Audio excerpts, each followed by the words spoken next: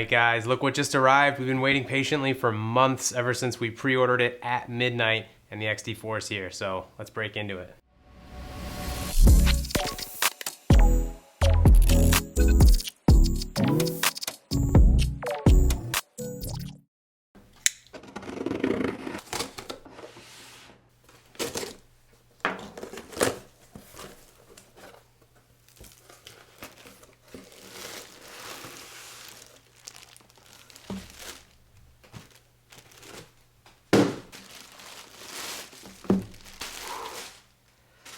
As always, awesome Fujifilm packaging, super simplistic.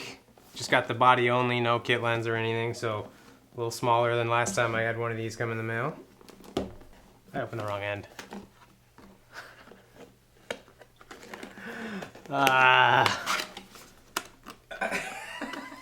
Everything is so hard today. Why? Let's try again. That's easier. All right, well, here's the English dictionary, maybe? I don't know. More paperwork, probably with a bunch of warnings. Cardboard.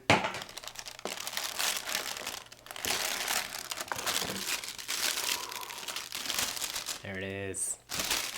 It looks the same. Oh, this is such a familiar experience. All right, well there it is. I mean, right away, obviously, I love it. It looks just like my XT3, but, you know, I love that camera, so that's awesome. So there it is. I got the silver edition. Been waiting to do this for 3 years. Yes. The flippy screen. Awesome. I mean, in the hand, I would say it feels slightly better. It's got a good grip to it, a little bit more for your fingers, and the thickness didn't really bother me on the other one, but the grip on this has like a little ridge. I like that, so that feels great. I'm annoyed that it came with the little strap doohickeys. These look stupid. Take the little wings off later. Everything else looks great, and obviously the stills and movie switch. Very excited to see that. That's awesome news. All right, let's keep it rolling.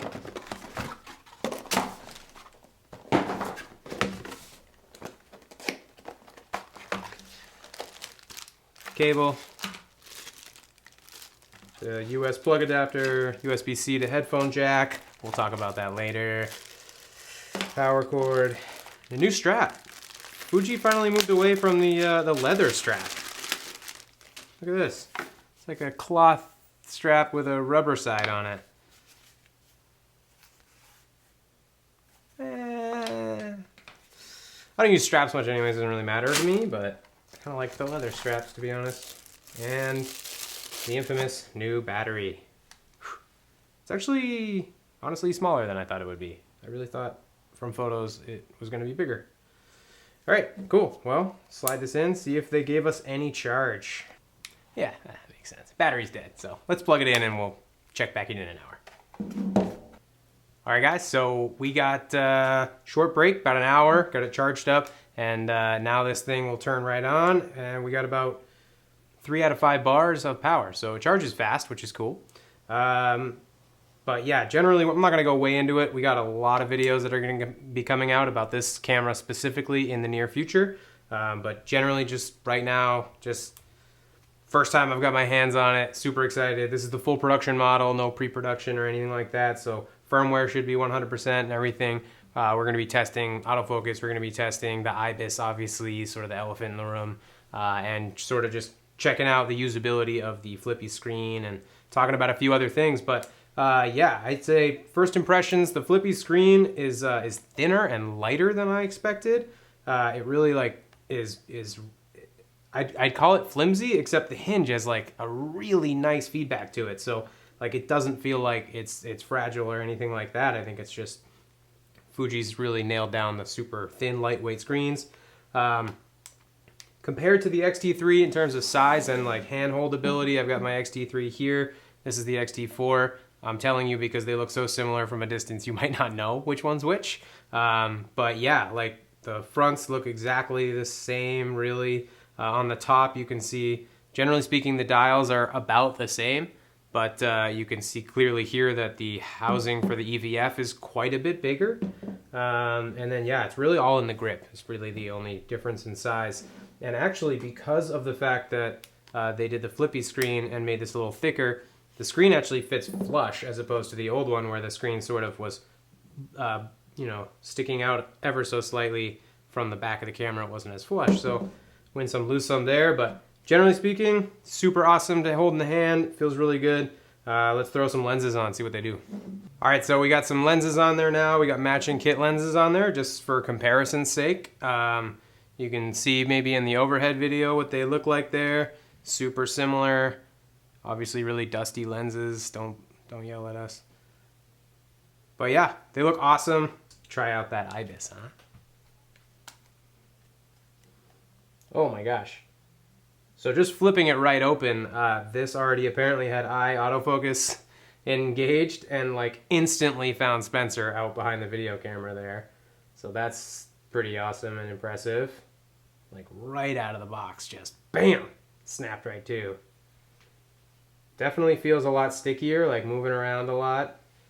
Yeah, no doubt in my mind, it's a lot stickier. Let's throw this into video mode. Wow. All right, so I'm just gonna snap a quick recording in. We got a few cards in and everything. I gotta be honest with you.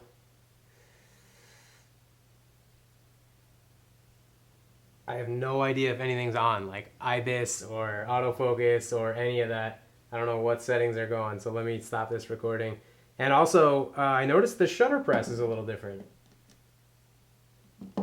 Barely different, but I just caught my attention. There we go, I got my eye detection on, super snappy. Got my OIS and my IBIS on.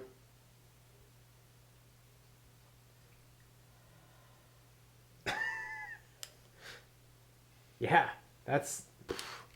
All right, guys, so for those of you who aren't familiar with us, we are a photo video hybrid company, but generally speaking, all of our video is shot on the Fujifilm system, and until now, the XT3s. So this was very much so a video camera, and the reason we picked it up was pretty much all the video settings, plus, you know, I mean, IBIS is going to be huge for us. Now we've got two cameras that can do all the settings that we need, 10-bit, 422, F-Log, all that good stuff. And now we have all of that plus IBIS as well, so we can use some of our prime and non-stabilized lenses. So yeah, so we can use all of our prime lenses and we can use all of our current existing Canon lenses and everything, all of our 2.8 zooms, which obviously the 7200 is stabilized, but every little bit helps. And so when we're doing some sort of like handheld stuff, or if we're doing any vlogging, this will definitely be our go-to camera. And now we have 3 cameras that can do all the settings that we need. So we have A cam, B cam, and C cam for that extra B-roll goodness. So this is gonna fit into our kit absolutely beautifully. The instant that they released it, I knew right out of the gate that we were gonna get one. The only question was price and availability. And it came out early season. So, you know, we haven't started any of our wedding shooting, all of our video projects. Silver lining got pushed back actually. So we haven't done anything because of COVID. So all of our stuff's still coming up. So we've got all the kit that we need now for some of that handheld stabilized goodness, as well as our 2 primary cameras that we had already set up. So this fits into our workflow. For some people, I can see that this wouldn't be a huge upgrade. There's not a lot of changes, to be honest with you. And honestly, with the price now, I mean, XT3 is gonna be so affordable and available at this point. So for a lot of people, this isn't the right camera. For us, this is the perfect addition to our kit. We're super excited about it. And over the next few days and a week, we are absolutely going to be doing so many tests just to see exactly what it's capable of, make sure we know what we can make with it, and we're gonna bring you guys along for the ride. So anybody who has any questions or anything specifically that you want us to talk about, leave it in the comments section below. If you liked this video, give it a thumbs up. I know unboxing videos aren't terribly excited, and so we won't hold it against you if you don't smash that like button. Just please don't dislike this button, because everybody likes the XT4. So we'll see you next time, you guys. Subscribe to see the rest of this entire series surrounding the XT4, and we will see you guys in the next one. All right.